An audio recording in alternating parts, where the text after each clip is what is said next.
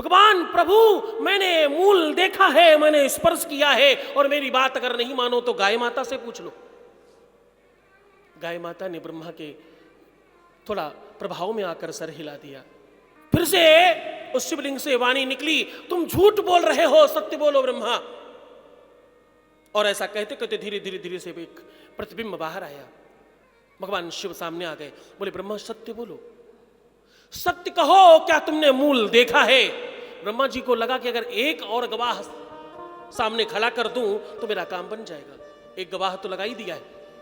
झूठ को हमेशा गवाह की जरूरत पड़ती है, ध्यान समझना। बोला आप, ब्रह्मा जी बोले आप मेरी बात नहीं मानते, केतकी को पूछो, केतकी ने भी देखा है। केतकी ने कहा हाँ प्रभु, इन्होंने मूल देख पाया है, स्पर्श किया है, मैंने देखा है। भगवान रुष्ट हो गए, बोले केतकी जाओ, मैं तुम्हें श्राप देता हूं, मेरे ऊपर कोई भी प्रकार का पत्र पुष्प दुर्बा कुछ भी चढ़ेगा, केतकी नहीं चढ़ाई जाएगी मेरे ऊपर कभी। जो भी केतकी स्पर्श करेगा, जो भी केतकी चढ़ा देगा, उसको 100 गाय के वध का, वो हत्या का पाप लगेगा। केतकी किसी भी देवताओं पर, किसी भी शुभ काम में, किसी भी श्रेष्ठ काम में कहीं नहीं चढ़ाई जाएगी। और गाय, तुम्हारे शरीर में 33 कोट देवता हैं, तुम पूज्य हो, तुम्हें माता कहा जाता है, इसलिए मैं तुम्हें श्राप देता हूं कि कलयुग में तुम्हारी बहुत ज्यादा निंदा होगी और कलयुग में तुम्हारा बड़ा ह्रास होगा। जाओ, तुम्हारी कोई पूजा नहीं करेगा।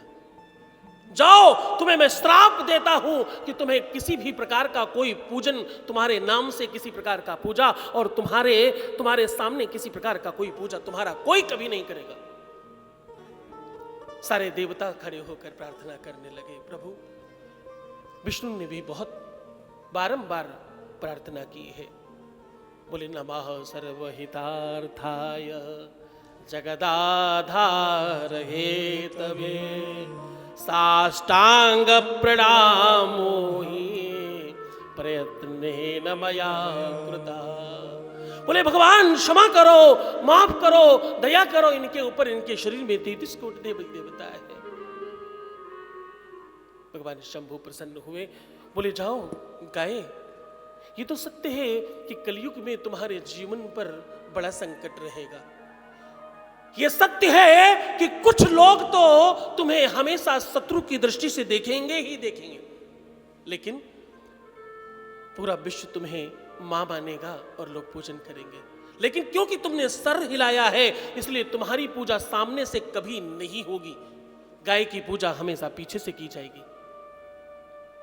जब भी कोई आरती करता है, कोई पूजा करता है, कोई तिलक करता है, लोग आगे से करते हैं। गाय पूरे दुनिया में एक पहला ऐसा पूज्य प्राणी है, पूज्य जीव है, जिसकी पूजा पीछे से होती है। गौदान पूंछ पकड़ कर किया जाता है, गाय की पूजा पूंछ से होती है, पूंछ पकड़ कर पूजा की जाती है। ले जाओ, तुम्हारी पूजा तो होगी, लेकिन तुम्हारी पूजा पीछे से होगी।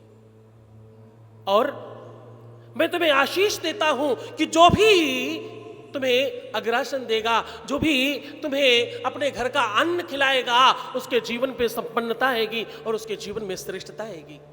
जो गौ पालन करेगा, जो गाय का सेवा करेगा, जो गाय के निमित्त किसी भी प्रकार का कोई दान देगा, उसके जीवन में वो सारे अभीष्ट मनोकामनाओं की सिद्धि होगी। जो भी वो पाना चाहता होगा उसे सब कुछ प्राप्त होगा। गाय की रक्षा करना, गाय की सुरक्षा करना, गाय पालन करना और गाय का दर्शन करना उस हर व्यक्ति के जीवन में, जनमानस के जीवन में श्रेष्ठता का फल प्रदान करेगा। जो आशीष देता हूं, ऐसा बारंबार प्रकार के आशीष दिए हैं भगवान शिव ने।